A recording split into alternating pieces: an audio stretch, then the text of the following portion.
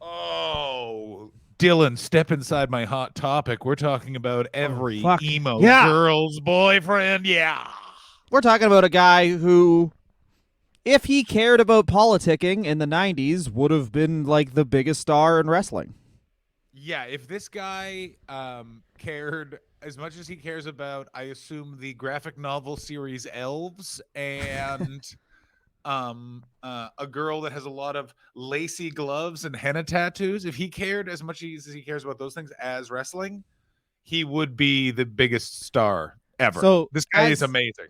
as a tribute to a man who made his whole living off of his imagination, we are going to be doing an out of order biography of Jeff Hardy. So we're starting with the TNA years, which in many ways are like the most The fun dramatic years, years the best because years, the cool it's like years. you're The working year within he a was a man. system. What? You're working within a system in the WWE. There's a man. Your dad is there.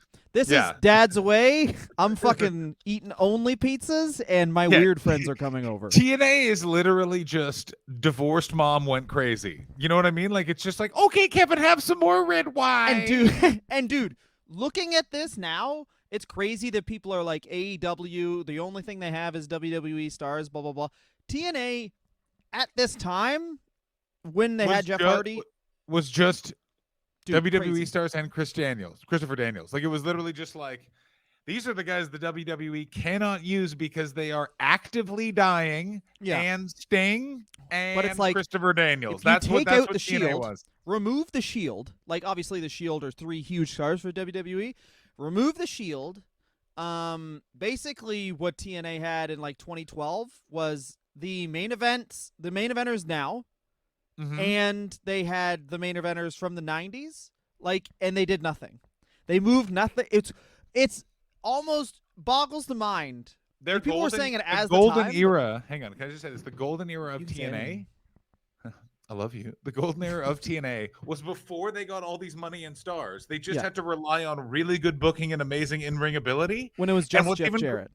When it was just Jeff Jarrett and then like the guys that made people want to be indie stars. That was the TNA. And this is the crazy thing about wrestling. That golden era carried the goodwill of TNA forward through this era where it's like, Jeff Hardy is just drunk. It's Jeff Hardy versus his Drunk demons. is not even Jeff Hardy is on, which is so funny because Hobson makes a note of this, and he's like, "Oh, the painkillers are the problem," and it's like, no, he does meth. Like, this is a meth head who does meth. Yeah, it's not a guy on painkillers. He's fucking ripped on meth, and no one talks about it. So the research starts this week with our researcher Hobson going on a screed about the WWE censoring that he did meth, and literally talked about, he mentioned it one time and then it's been censored and replaced with the hard stuff. Here's the thing with meth, and the weird thing, because of Breaking Bad and Better Call Saul, meth has this weird like mythical fun quality to it in a lot of people's heads, I think, and not what I always remember meth as is like, holy shit, what happened to that dead body? Why is that dead body moving? Oh my God, that pile of coats is a person. What in the fuck? Like, yeah, before there was fentanyl, there was methamphetamines, and you know what? You would see a person on the bus just covered in scabs, and that was Jeff Hardy. Yeah, and that person, you'd be like, excuse me, do you have a really cool band? And he would be like, I do. Yeah, I really do. Let's talk about it. Do you have a really cool band? But this is the thing about Jeff Hardy. Do you have a really cool band? No, I don't. Yeah, I certainly don't. We're what's bad. Worse? We are. What's worse? Bad. You know what we should do? We should have a podcast series. What's worse? Wrestling guys who are in bands, wrestler bands, or actor bands? Like 30 Seconds to Mars or Fozzy, first round. Second round, Brody King's band. Jeff Hardy's band versus Billy Bob Thornton's band. Like, we could have a fucking crazy tournament of just shit music that would end in us single bullet to the sculling ourselves. Yeah, I think Jeff Hardy's is the worst. Him singing along to his theme song in this era is one of the worst things I've ever witnessed. And this involves the Victory Road period. Like, it's so awkward. Oh, yeah, no. Well, this is the thing, is that when you watch a Billy Bob Thornton movie, it doesn't then have to have Billy Bob Thornton's music in it. And when you watch a Jeff Hardy or Chris Jericho match, you have to listen to Fozzy or Jeff Hardy's No, band. but you don't have to listen to Jeff Hardy's band. Like the WWE, you never listen to Jeff Hardy's band. Well, then they go to different avenues where you have to listen, such as TNA.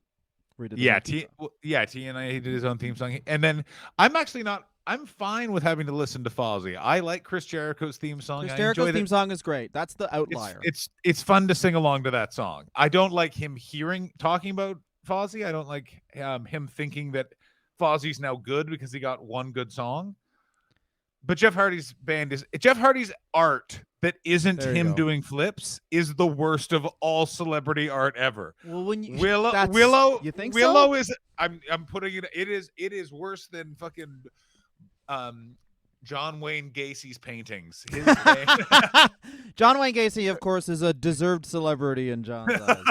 Yeah, John Wayne Gacy, the inspiration for my favorite wrestler. Oh yeah, John Wayne Gacy, who's when John saw those crimes as a kid, was like, you know what? I think I could do stand-up comedy. And I was like, well, if they didn't want me to laugh, why did he do such a funny joke? I was heard to say, Mommy, I liked that clown, and I liked what he did afterwards even better. Where's the crawl space? Time for secrets. Mommy, the photos made me bone. No. Mommy, The the photos made me stiffy. No. Well, Mr. Hastings, that's what you'll get. Dylan, Get me more of the photos. No. Mommy, are there photos like that? Edit it out. You have to edit this out. You have to edit this out. You have to edit this. You have to edit this. Why? I don't know. Okay. Very uncomfortable. Ooh. Okay, so Jeff Hardy arrives in TNA. His contract is he gets 3 keyboards, a big thing of pills, and Vince Russo will just talk to him anytime he calls him on the phone. Which is so funny because it's like 2004 Jeff Hardy, of course, big problems. Is this the meth house? We'll know that in the WWE episodes, but there's one episode. There's one time where like he legit, while he's with the WWE, I think it's his second run, a house blows up and it kills his dog, which is very sad. But like, and they never investigate. They never investigate what it is, and for sure it was just like this man was making his own meth, and oopsie doopsie happened. Yeah, it's so crazy. What's also weird is he never presented like a meth head, and like he never got scabby. Like I always thought the Victory Road incident was pills. I didn't think it was meth related, but what you realize is it is pill. I guess it was pills, but no one's ever going to be like, "What was that?" You know what I mean? They're not going to. Like, a bad thing happened. They'll never. I think it was up to down. So it was that thing of he would be up on meth, and he needed to take something to take down, and he just mistimed what happened, and then he ended up putting on a fucking clinic with Sting. I'll tell you, Darby Allin might look good next to Sting. He's not getting the work rate out of Steve Borden the way that fucking Jeff Hardy does. You know what I'm saying? Which in is the corner, such a better team, by the way, of Jeff Hardy and Darby Allin versus like this guy's straight edge. His release is emotional abuse. Jeff Hardy's release, a couple pills. Oh my God! If they want to turn, they'll never the do abusers.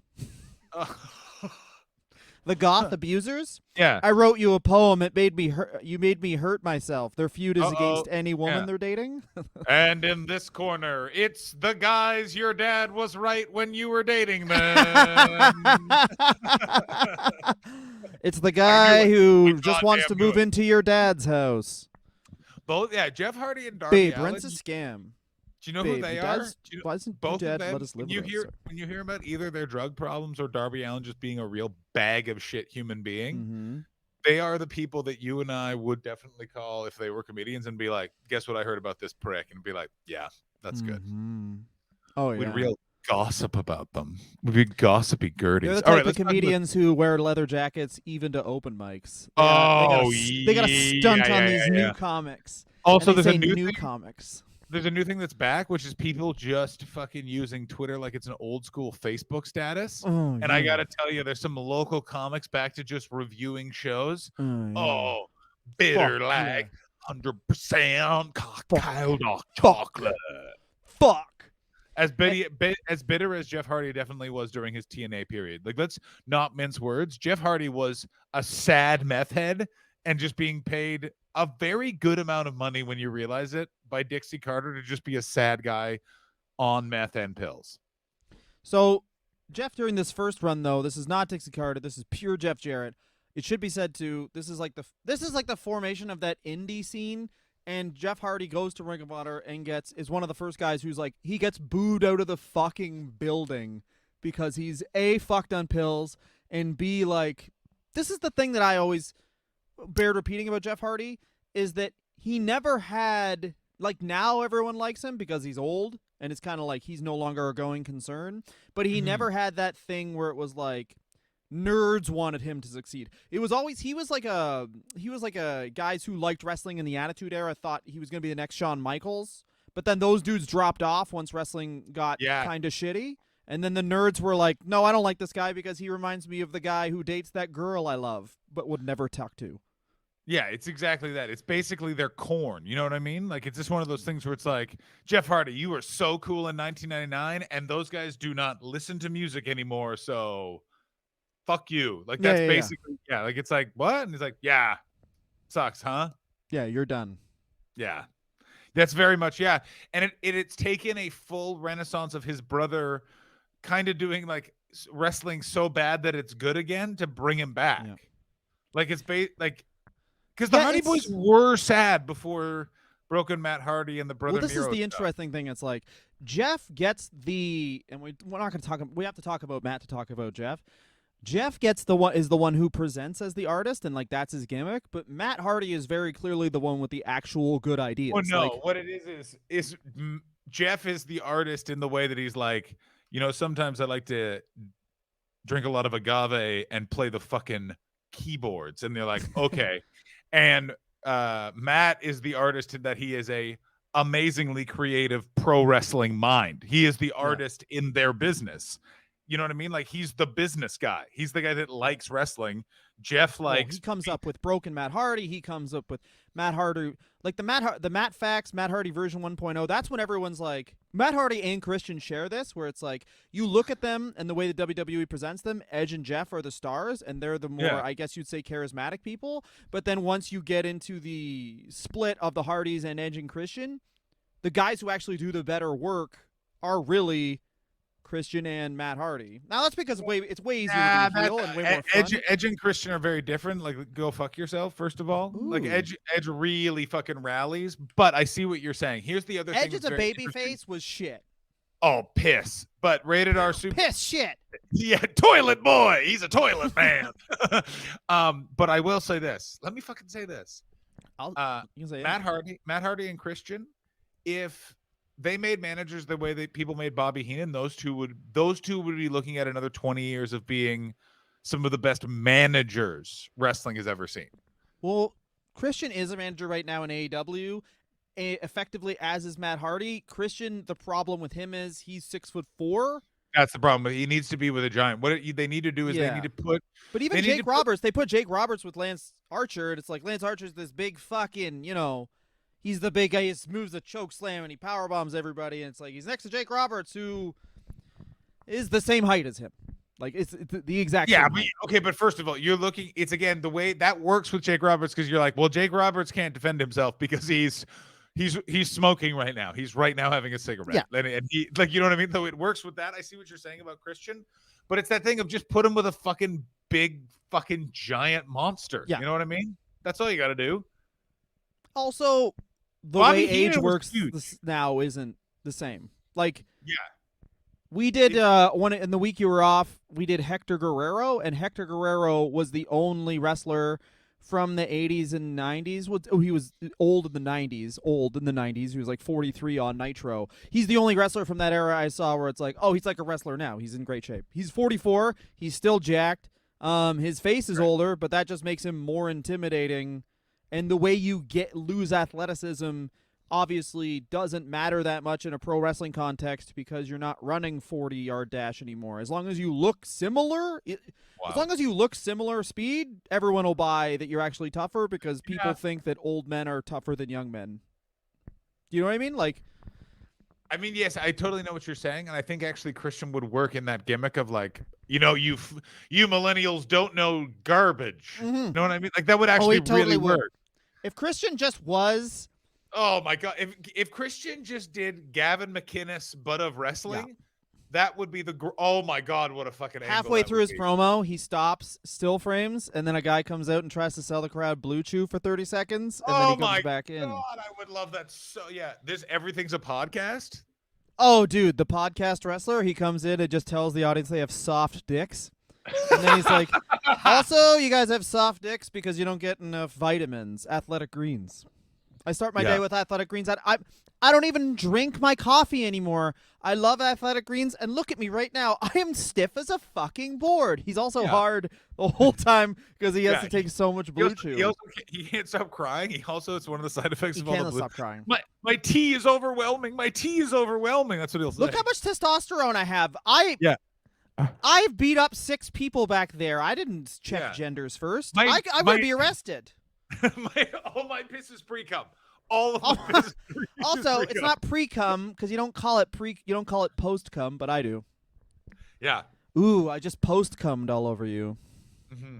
That's when it's clear, but you'll still need to take a shower. I guess it wouldn't be post-cum. It would be present cum. Yeah. This is my present cum. You know that weird other sheet people put behind shower curtains? When I jizz, it's like that. You get covered in one of those, but it's a thin film of pre or post or present cum. A little bit of pre-cum here to say hello. Yeah. Starting cum. That's what I call it. It's not pre-cum. Starting cum. That's my starting cum. Absolutely not. It couldn't. My little wiener couldn't wait to come, so now it's starting to. Have you ever thought about this right now because of Patreon? Aperitif cum. By the way, thank you, patrons. Right now, you saying starting cum, that just bought your child shoes. Oh, buddy, he's got Jordans now. Thank you, patrons. Patrons, thank you so much. You just bought a small child Jordans. We're both starting to come. We're both starting cum.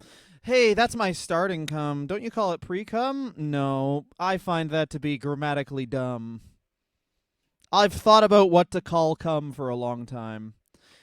Okay, so sorry, I'm just getting up because I always look at it on my phone and then everyone just sees me looking at a thing, so I understand. I've got the dumb thing. But anyway, Jeff Hardy, this is his, essentially the WWE. Did they have rehab at this time? Maybe they tried to send it to him.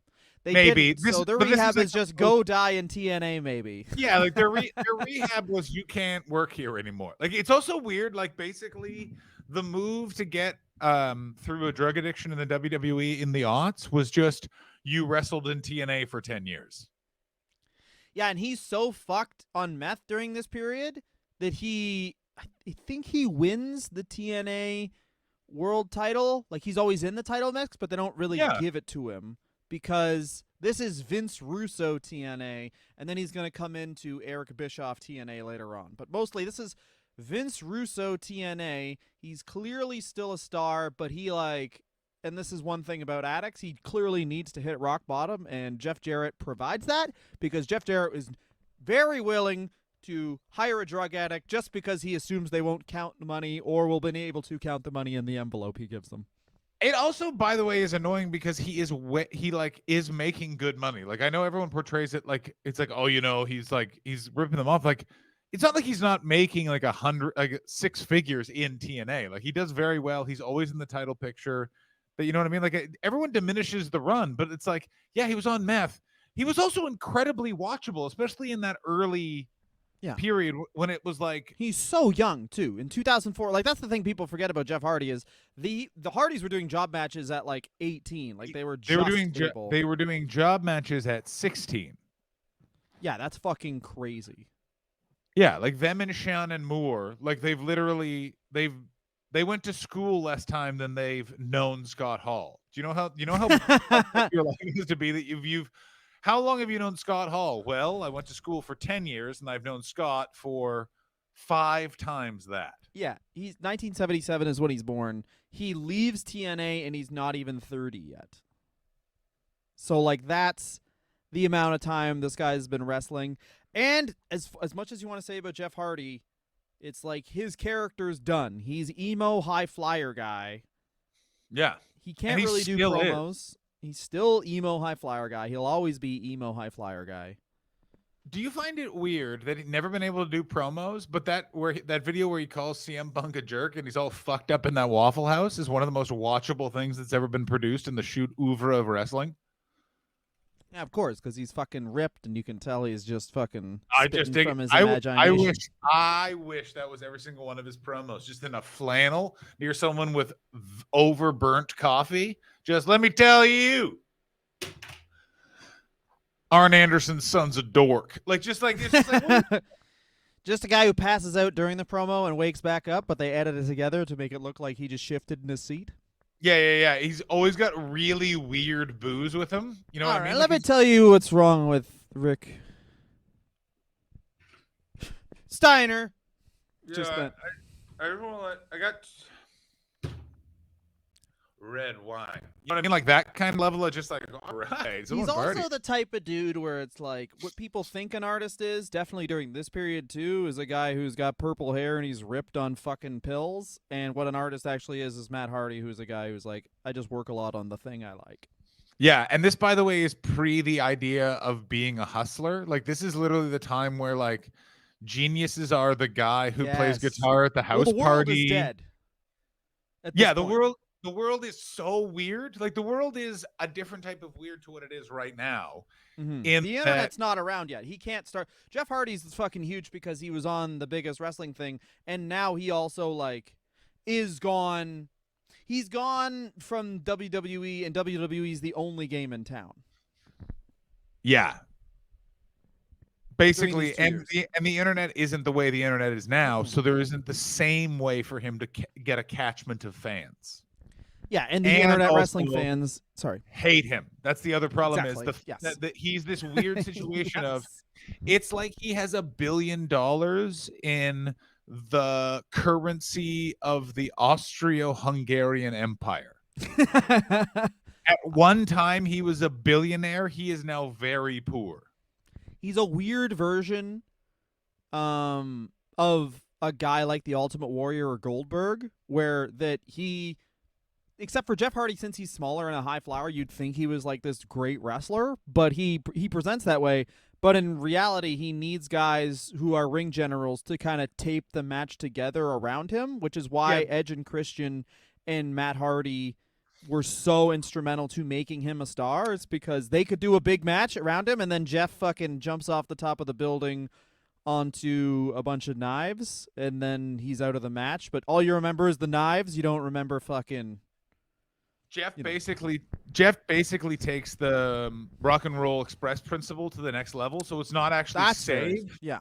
What it is highlight like match remembering moment. Like what is the moment you remember from TLC 1 or the first ladder match of Dudley's Edge and Christian and the Hardy Boys is the big ladder. Everyone remembers that. Who won that match? It was Edge and Christian. The Hardys also like the other thing, the Hardys have a bit of also the Four Horsemen effect of they never really won anything. Like they would win the tag titles a bit, but they were more memorable, but never actually put in the position. Like you remember them being over because they're like, holy shit, they're going to do a crazy move.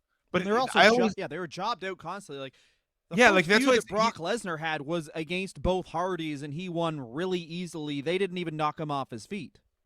Yeah, like it's crazy how much they were just used as enhancement talent, but because they were so memorable in those matches. You're like, fuck yeah. Like, it's the weird thing with Ric Flair. Ric Flair's the world's best jobber. That guy's won like 3 matches ever. And like, you never think of it that way. You know what I mean? Like, it's like he just.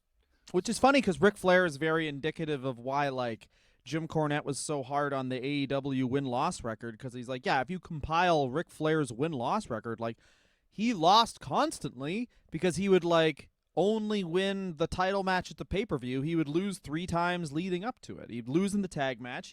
He'd lose by DQ, and then he'd win the title match. So he's 1-2 constantly, and he's your world champion.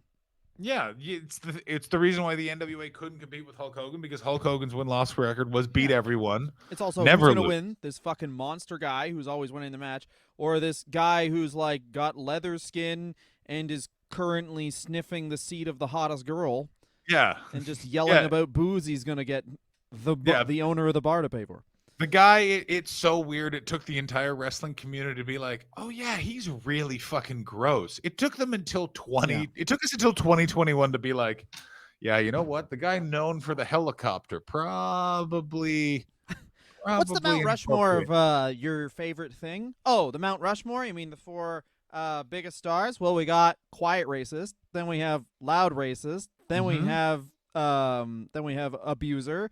And then, of course, we have weird Christian guy who is going to be revealed something that much worse than the other three did, probably. Oh yeah, and Mick Foley. That's the other thing. And Mick Foley. And Mick Foley. You got to throw Mick Foley in there. And Mick Foley's number 5. He's a good man. Yeah. And once again, and we'll talk about. We're going to do a chat episode as well, but I'll talk about Kenny Omega. I heard an interview with Kenny Omega after the Cody thing where I was like, hey, he's a good guy. That's exactly what we're going to talk about. We're going to talk about specifically that interview, and more specifically, Brian Alvarez. He tweeted a photo of him golfing, and then that's how he promoted that interview. And I was like, this is why wrestling will never be taken seriously, because this is our second most important journalist. And he's like, I better promote this big interview with one of the biggest stars. I know, it's a photo of me in an Izod shirt. Like, what are you fucking doing, I mean, bro? To be fair, I listen to a lot of NBA podcasts, and a lot of the journalists there now just complain about how, like, in the NBA now, the players have so much power that they essentially control the media as well. So, like, instead of me, NBA player, talking to a journalist, I just talk to another NBA player because, like, fans like that more. Yeah. So yeah, it's like it'd be like if shoot interviews stopped having that other guy, and it was just, hey, we're gonna ask the hard questions. Basically, the NBA has turned into the Broken Skull sessions. I was about to be like, so they've basically become wrestling podcasts, because wrestling podcasts are either two wrestlers talking or a neckbeard like you or me just being like, and so then what happened, Don Morocco? Yeah. Then I fucked up Roddy Piper's car. Like, I don't know. Beat him up in the bar, beat up his wife's pussy at the home. Bow wow, Don Morocco. Yeah, Don Morocco. Is this like Rush Limbaugh? Can I be like Rush Limbaugh? Oh, yeah. Don Morocco, don't forget about this. I almost used fucking John's catchphrase and 9/11's catchphrase. Never forget, still wants to sue The Rock over that name. I know, I love it so much. Why are you also going to sue Ole Anderson, you weirdo? All right, we got to talk about after the break, I guess we'll take a break because we're going to talk about Jeff Hardy's TNA run, his second one. John, right now, guess how long that was. Let's see if you remember. How long was it? Us talking 27 minutes. No. How long was his second TNA run, Jeff Hardy's? Okay, first one was 2 years.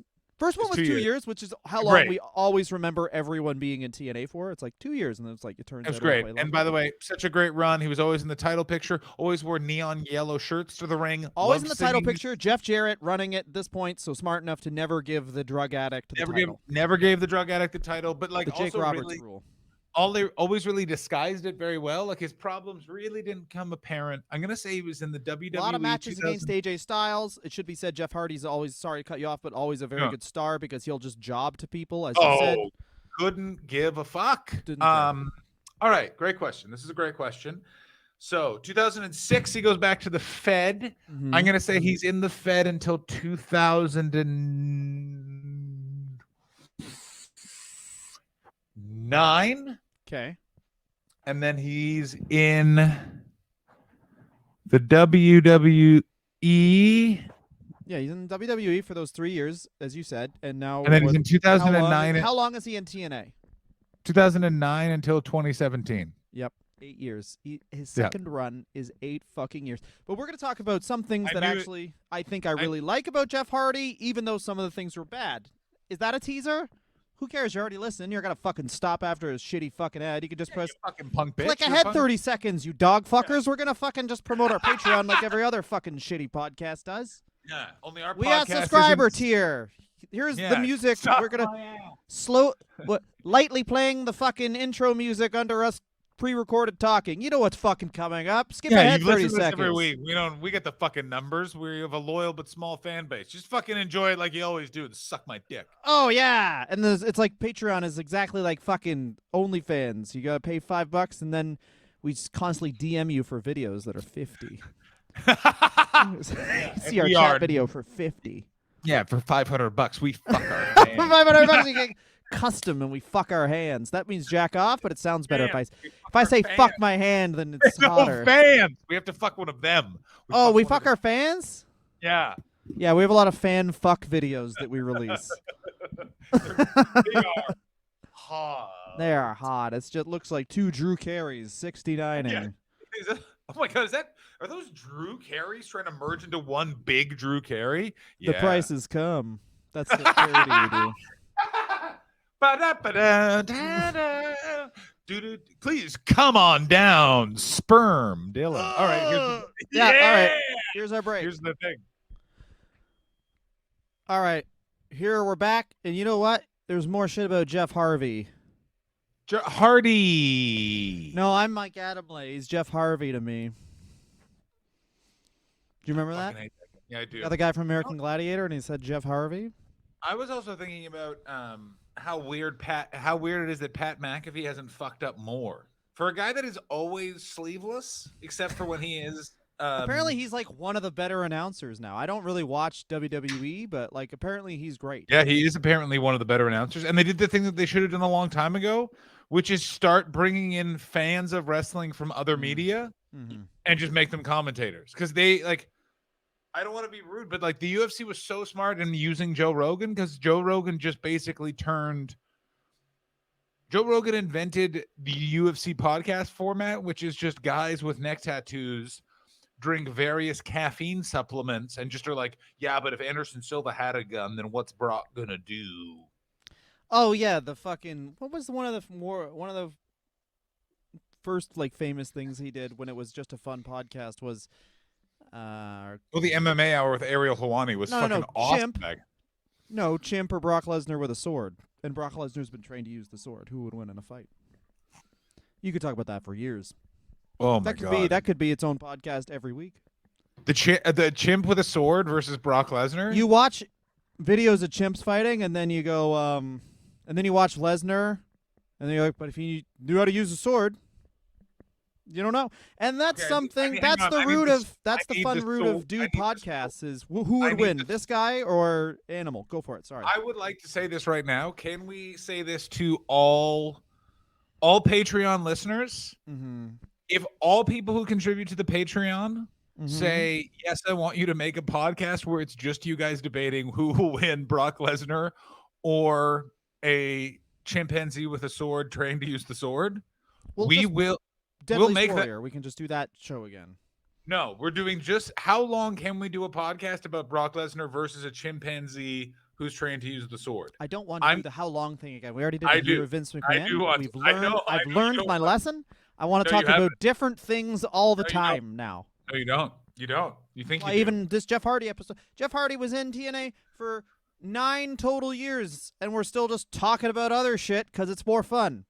All right, let's talk for the next 20 minutes about those 9 weird years. Go ahead. Here's what I really like. 2010, Jeff Hardy is the big debut.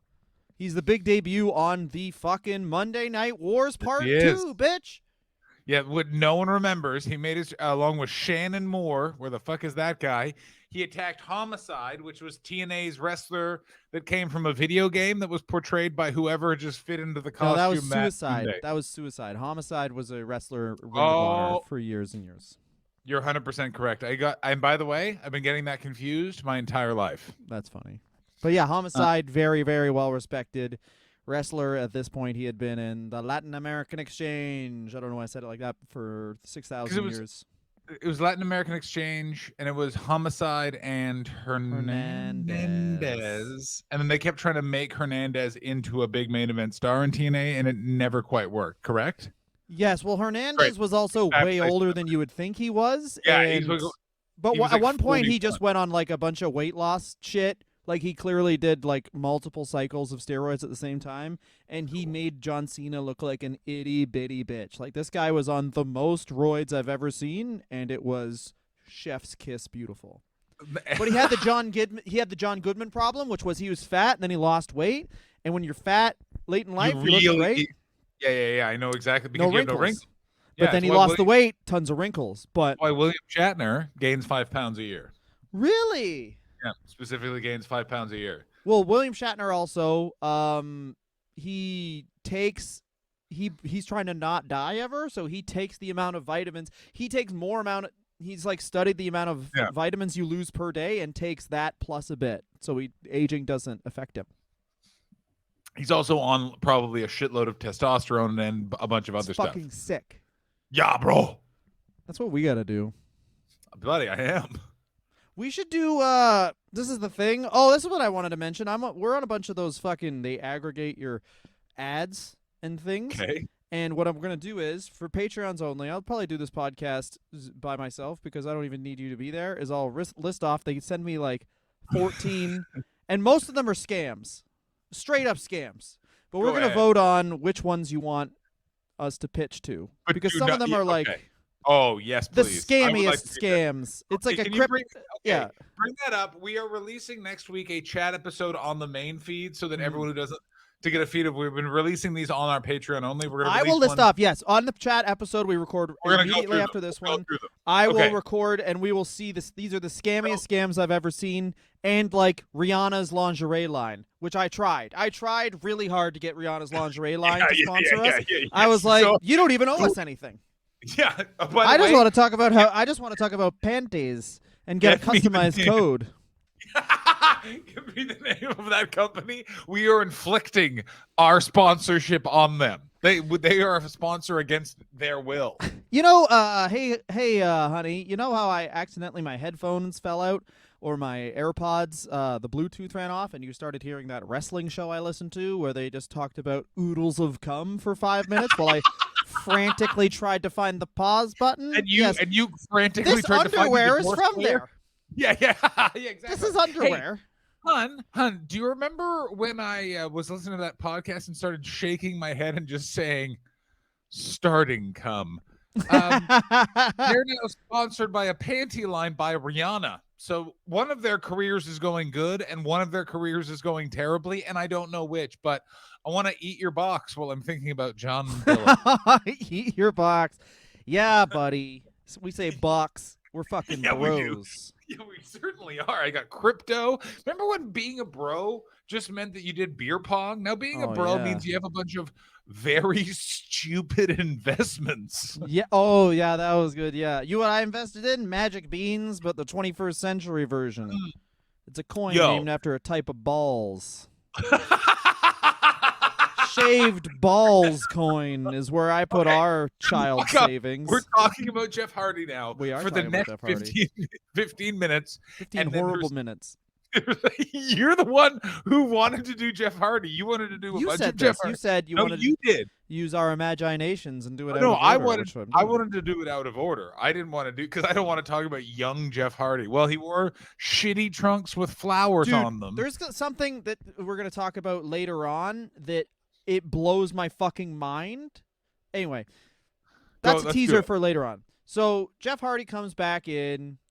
Really, the crux of when it gets to be fun, Jeff Hardy, is when we get to Willow. But like, they Yeah. want Jeff Hardy to be in their like main event Mafia after. So they try the main event Mafia first. And the main event Mafia is, hey, we've been in control of the main event for 1,000,000 years. And the thing is, that's a good idea to get all the young guys over, I guess. But never But- has a wrestling company ever succeeded when their whole marketing is behind, hey, look how fucking young these guys are. It's always like, look at this new type of wrestling. Look at this awesome thing. Not like, hey, look at this guy. He's fucking young as shit. Cheer for him. Like, that's never worked. You know how you're 30? Yeah, this guy is much younger than you, and he's hotter than you. Are you a fan of his? No. But Jeff Shit. Hardy, of course, still is still fucking.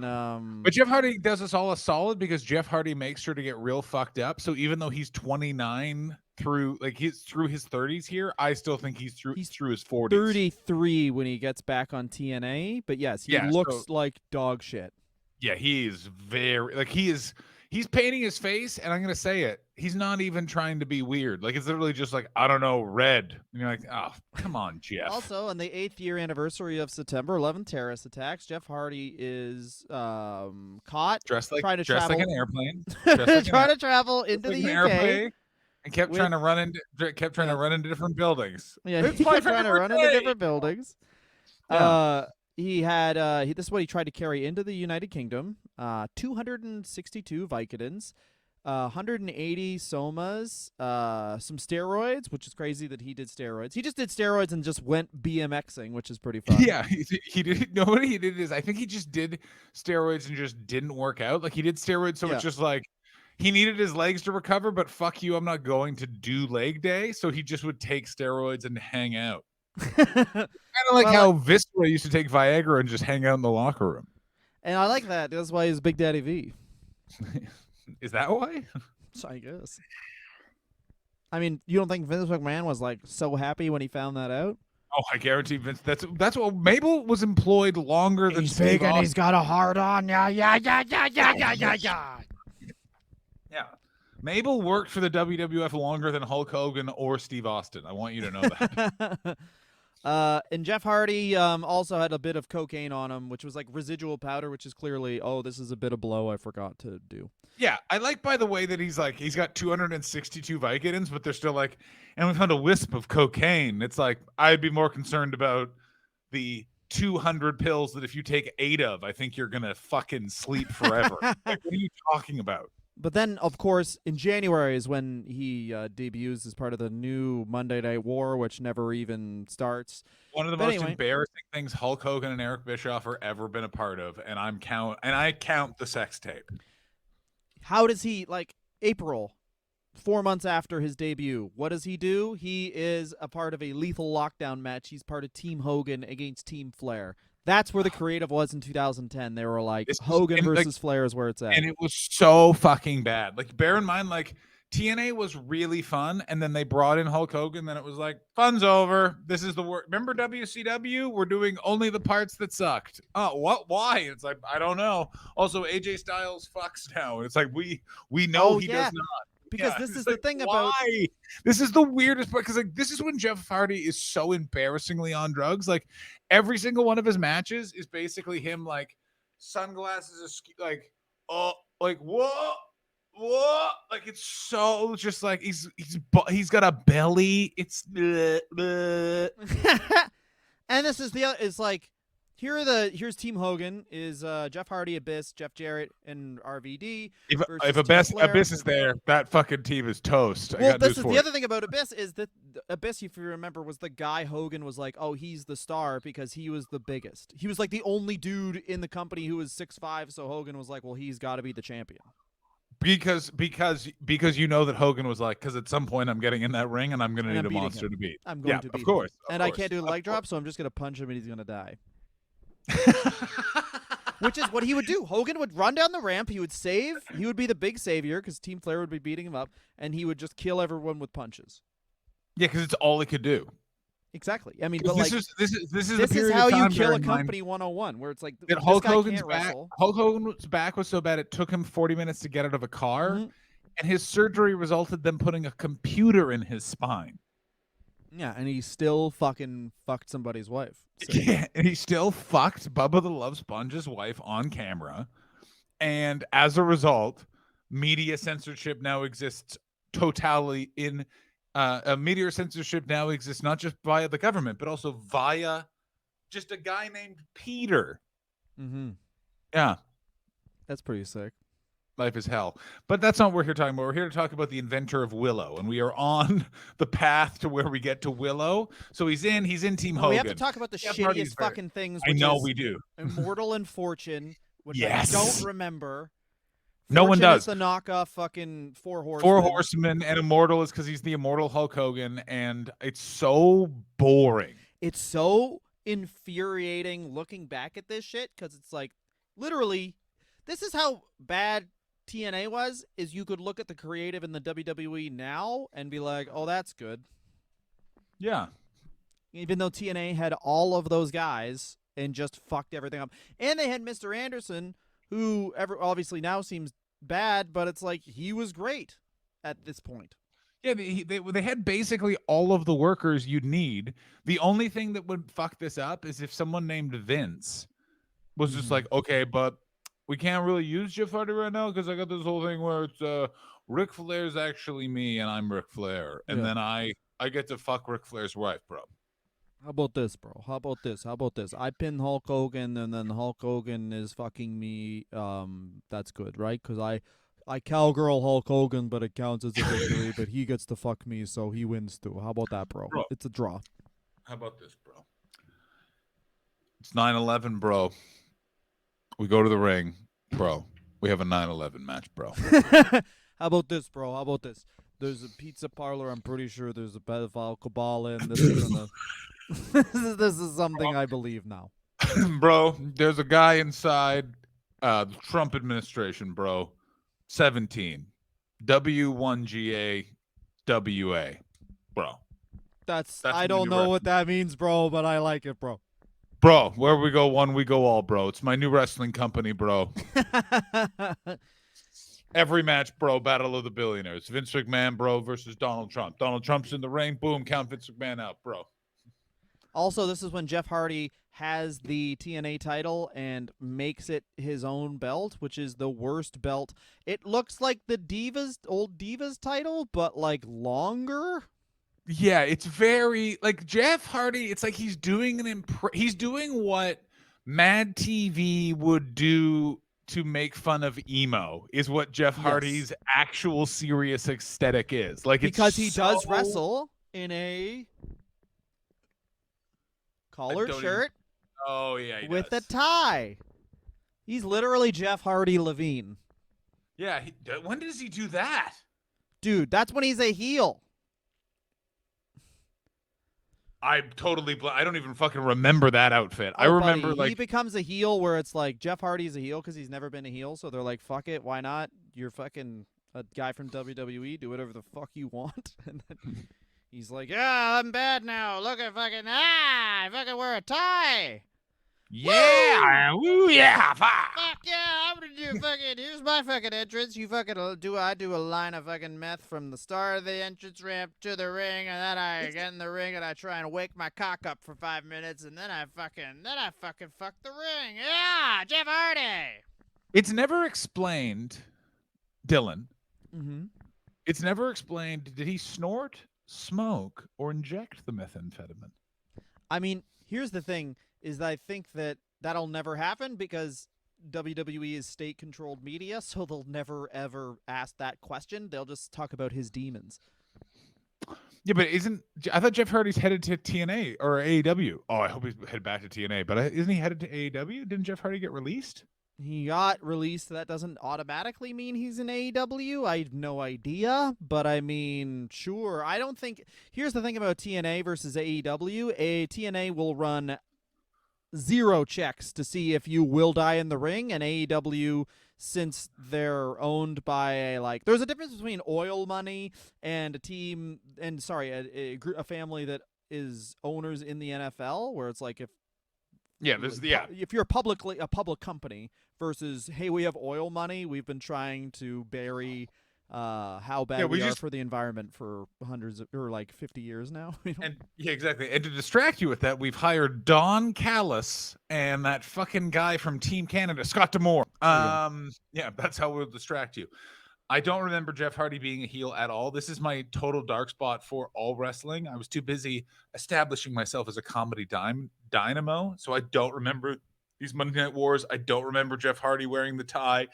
I came back to wrestling when a little fella named Jeff Hardy lost a little title to a man named Sting at a little pay-per-view. Oh, yeah. Called Victory Road. So here's what happened. Basically, Jeff Hardy would get fucked up every single day. This is the blow-by-blow, according to Bischoff.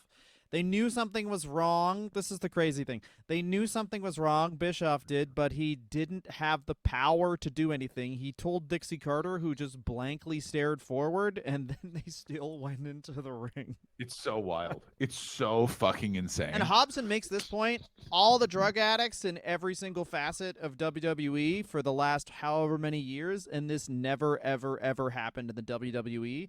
And if you're looking as far as substance abuse problems, like everyone from 1980 further. No, I'm just than saying the WWE exactly before 1995. Yeah, and this I got news for you. happened. This never happened with Hawk, who was like a crackhead, like a crackhead who would just leave. You know what I mean? Like, it is one of the most fucking crazy, because this is the final match of that pay-per-view. No. Yeah, because so it ends with Bischoff doing a weird promo to buy time so he can tell Sting, which it's fucking Sting. It's not like, this is the crazy part. It's Sting. It's not Brock Lesnar or fucking Goldberg or fucking like a Steiner, like a guy who's like, okay, I'll just beat the shit out of this guy because I could. It's Sting who's like, yeah, I work out a bit and I love God. Now I have to like beat up Now I this have addict for now real. I have to touch a sinner. Yeah, exactly. No, it's very bizarre.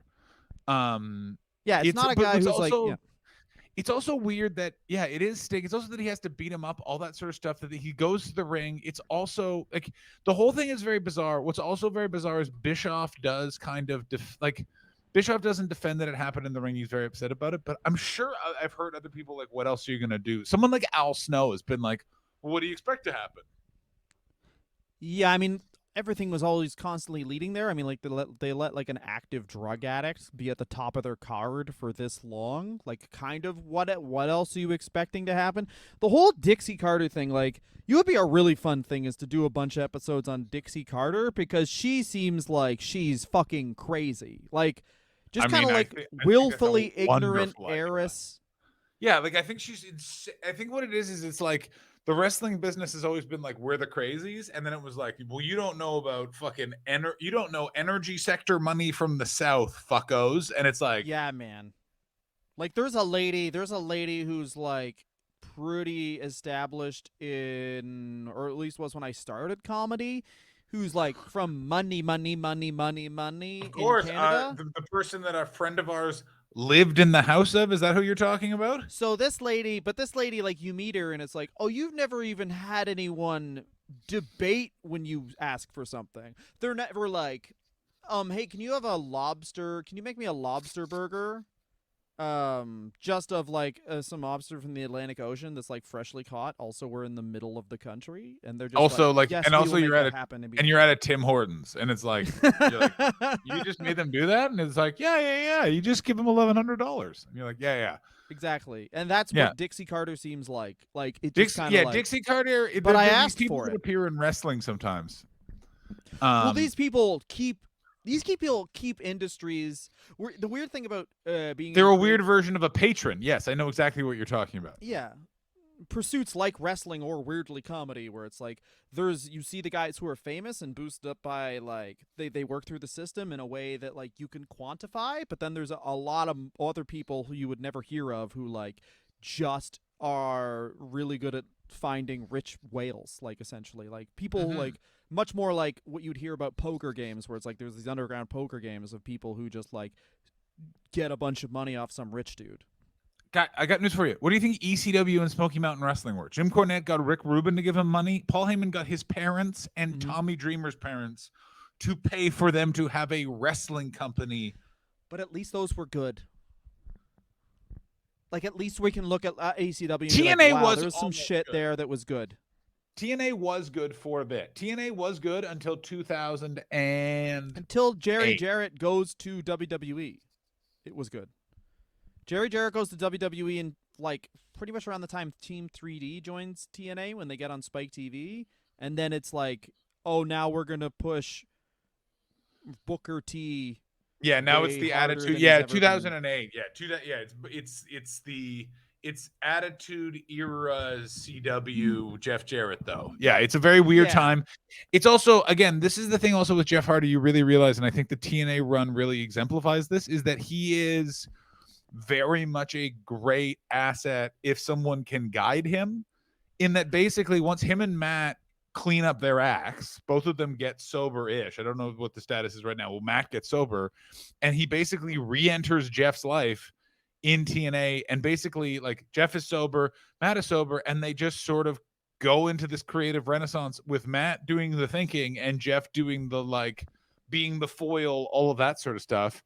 And they basically reinvent and rehab their images amazingly between sort of the post victory road to the run up to them re-debuting in the WWE in 2017 is one of the most miraculous turnarounds, because it basically rewrites all of their history in this way of like, you don't really think about the nerd video, even though it was very prominent in internet wrestling circles at the time. You don't really think about the CM Punk feud or any of his other WWE runs.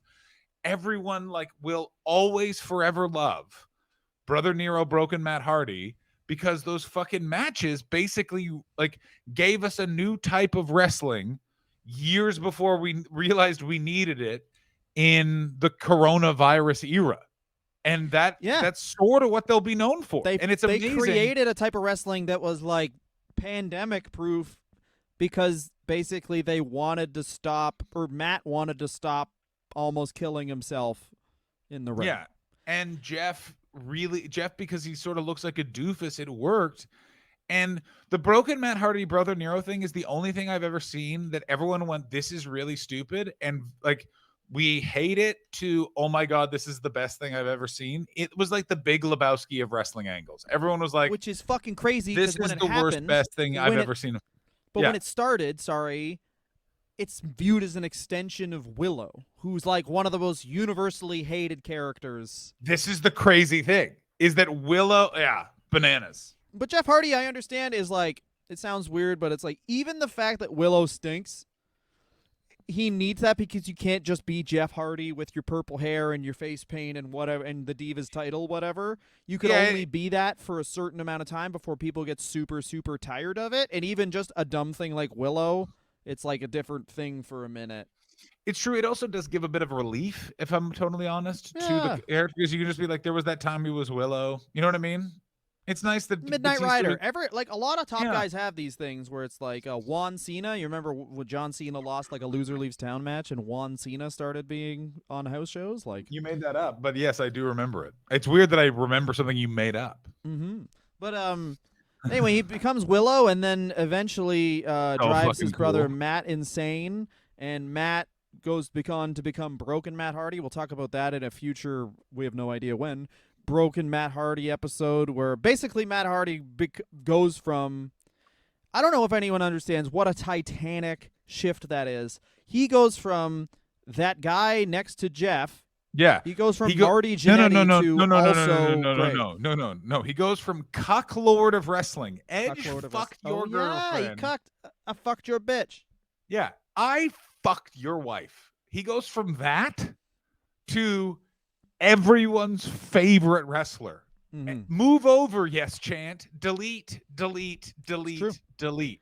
And like, basically Vince McMahon sees it and goes, I want that, and hires everyone from that production staff and Matt Hardy.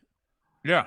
Jeremy Borash, I think, still is in the Fed. He's one of the last people. He's about to be made Intercontinental Champion.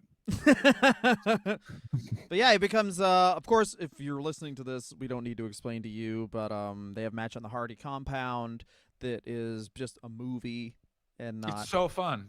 Yeah. Which obviously we'll talk about more in the Matt Hardy episode, because Matt, and this is another thing, a credit to Jeff, Matt usurps Jeff as the main Hardy boy, and Jeff is totally fine with it. He beats Matt in a match and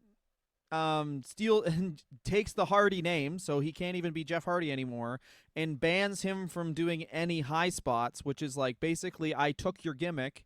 He becomes Brother Nero, which I didn't know, but Jeff Hardy's middle name is Nero, which is fucking insane. Why would you name your kid after a guy who fucking collapsed a fucking empire? Because you know what That's your son's going to crazy. get up to. You look and I at your checked baby Matt Hardy's and be middle like, name. It's not like Caligula. It's Moore. Yeah. That's it. More That's Nero. Fucking crazy. Matt More Hardy. Jeff Nero Hardy. Hey, both of their social security numbers are just 69 all of the times you need to say that. What's my son's middle name? Donald Trump. Like, that's insane. Yeah. This is my daughter. Her name is Sally, middle name Mussolini. And if you want to get even weirder about it, Nero was a dude who was the emperor of Rome, and then forced everyone to watch his shitty open mic nights, which Jeff Hardy did to us through his wrestling. Yeah, wait a minute. Then it's the perfect. Yeah, his father had fucking. His father anticipated Willow. Yeah, his dad was like, "Yeah, more. You're gonna want to hear more of Matt's ideas, and you're gonna want to fucking set Jeff on fire." Jeff's gonna fucking ride his BMX. It's so funny. I love Jeff Hardy too, where it's like, only in wrestling would they not talk about what he is, which is just like, he's from the Carolinas and he loves to fucking ride his goddamn fucking ATV and his BMX. He's just like a redneck fucking artist. Like, I guarantee every painting he has is like a woman sucking her own tits. And he's like, I'm a pretty good artist. Here she is sucking me off. Here she is sucking her jugs. He counts Bang Bus as a fucking art film. He's like, they're going somewhere. They're on a journey. Yeah, I love it And when they have a destination and it is I some guy also who need you is. to know that they're fucking, so that makes it a French film, is what he says. Mm. And you're like, I don't See, think that's how here's that. the important part is he sticks his cock in the middle of the pizza and then they suck him off, so that makes Oh it my a movie. god. Yeah, never forget, huh? Never forget big sausage pizza. Brace B. I like that we're leaning into porn now. Yeah, well, you know what's nice is that porn has now become a symbol of the lib. Is it? Right's going hard incel. I don't know if you're following. I've been following a Right Wing Watch on Twitter. It's a real fun read at the end of the day. Oh, No J. wild stuff. No J. Not even no J. Now no P. No JOI. No PUSSY. That makes sense though. If your whole thing is like we gotta work fast, we gotta wake up and work. It's like of course you haven't jacked off. Fucking left wing guys are like, yeah, you gotta lie down for a while. Yeah. I'm waiting for wrestling to try and do the Donald Trump presidency, like all the racial tension, because wrestling is usually about 10 years behind on this. So we got about, I would say, 4 to 5 more years before Vince McMahon is like, all right, we'll make someone and we're gonna do it. They're gonna do the Donald Trump president. Jeff Hardy will portray the character. At this Well, point, they have it'll be that broken bad guy down who's from woke industry. now on NXT, so I guess we're 4 years away from bad guy who just won't jack off. Yeah, we're 4 years away. Can you imagine if Vince McMahon knew about no fap people in 1999? Jesus, Triple H's character would have been no fap. That's what the Oh whole my show god, of course would he have been He would him have been blocking the television. And by the way, you couldn't hear the crowd over Vince McMahon laughing. Like Vince McMahon. He doesn't Wait touch a it. minute. Ah, ha, ha, ha, Ah, they don't nut. Ah, ha, ha, ha, ha. Yeah, okay, so John, after Brother Best- Nero, they have a Oh. bunch of matches. They blah, blah, basically blah. become Also, we should mention in between Brother Nero in between Willow and his low point, what he says in life, the Sting Mhm. match. Jeff Hardy is still in the title picture, and he wrestles aces and eights a bunch. So Yeah. Oh yeah. He doesn't leave the company. Like they're literally like, "Hey, could you not do that again?" And he goes, "I don't agree to that." And they're like, "You know how to negotiate. I want you to know you're really good at negotiating." it's really funny that TNA is like almost a case study in like, let's do a experiment. We have a bunch of money, and people say they really want to be this thing called professional wrestler. Let's still have a bunch of money, but make them learn that their dreams are dumb. Yeah. How do we That's do what that? that company- Everyone's in a faction, and I think that's And one but thing. you know what TNA basically proves? What does it prove? You can get pretty far if you're confident and just go with your first idea. Like the TNA under Dixie Carter and Vince Russo is, you can tell the only person that then showed up with a thought out idea was fucking Matt Hardy with Broken Matt Hardy. But like, we're doing aces and eights. It's Sons of Anarchy, but it's wrestling. That's really good. Who's it going to be? Don't need to know that. We'll figure it out later. It's like, no, you should probably know. It's like, nah, you should probably shut up. Like, it's just like, Yeah. why? Who's in aces and eights? You remember how about 5 years ago we had a chance to basically sign a mixture of intercontinental champions who are about to go and guys who were world champions in WWE? Well, now they we don't have that. So it's just a bunch of guys they released who no one cares about. Yeah, and Devon Dudley. Devon Dudley is in our biker gang, and we're pushing Bubba Ray because he's doing great, but no one knows. And if you turn the channel without context, you'll be like, Bubba Ray's the champion? Yeah, you'd be like, wait. Also, anytime he appeared on a podcast to sort of promote the company, he talked about strip clubs in a way where you're like, you just go there to think, Bubba. Don't like that. Yeah, Don't not like that us, at all. Not like us talking about porn all the time. We don't talk about it any other time except with each other or with all of our friends, so we're fine. Honestly, I only talk about porn on this show. Yeah, I never vocalize an opinion about it. of course. Other than I'm like, wait a minute, people are listening and I'll be judged by these words. Let's talk about pornography and not broad, like the minutia of. John, what's your favorite thing about Jeff Hardy in the TNA years? Brother Nero. Yeah, I mean, that's easy. Yeah, thing worst is part- he almost died. Yeah, I Substance disagree. abuse. I'm going to say the worst part would be him singing along to his theme song as he walked to the ring. That is worse than the Sting match. I'm saying it. There we go. Yeah, Discussion over. I think if TNA proves one thing, it is that you need an editor because you get the Brother Nero stuff, which is great, But then Mhm. you also get, hey, I have a band, let my band be on the show too, and just some guy who is checking his phone being like, yeah, have you seen these things? It's called a BlackBerry. Anyway, I'll be looking at this and just Yeah. do whatever you want. Yeah. Like, it doesn't have Snake on it, so like I still have my Nokia, but it's pretty cool. Like I can get an email. Like just one of those I know, guys. you can see this. I got a fucking email about that's fucking crazy. Yeah. What'd I you say? You remember want to be how- a band? I don't know. Be a one-man band. Who cares? Yeah, be fucking Heath Slater. You'll get it in Yeah. 20 years. You'll get it. Hey, whatever. I like, by the way, all our tertiary wrestling characters have an ability to have foresight. Like they're able to see time not as a linear thing, but as a plane that they can view everything because they always Exactly. know about things in the future. It's very interesting. Well, it's because of their imagination. Mm. Also, that is a very fun way to be creative. Just say a word, annoying, bam. That's big Jeff Hardy thing. Imagination. I split it up into 3 words. Shut the fuck Aren't I up. a genius? Fuck you. All right, what the fuck is next week? You want to start? You want to do an episode on Dixie Carter? Yeah, let's do an episode on Dixie Carter. Let's do an episode on fucking Dixie Carter. All right, that's next week. Join us on Patreon, patreon.com/wrestler review. We'll have a chat episode where we're talking about Cody Rhodes and a bunch of other shit, just like every other fucking dog fucking wrestling shit podcast run by man, this fucking one I read. pervs. Yeah. And then this we're going one's to talk run by about Pervs. fucking rough porn. That's right. Bow wow wow. Yeah, oh, the type of stuff that's filled with a phone that's not on. Oh. Just audio. Oh no. I don't only like need that. audio. I'm turning this off. Yeah, I just want phone calls. That's what I'm down to. No, yeah. Give me a picture of a lady that's not in it and then a phone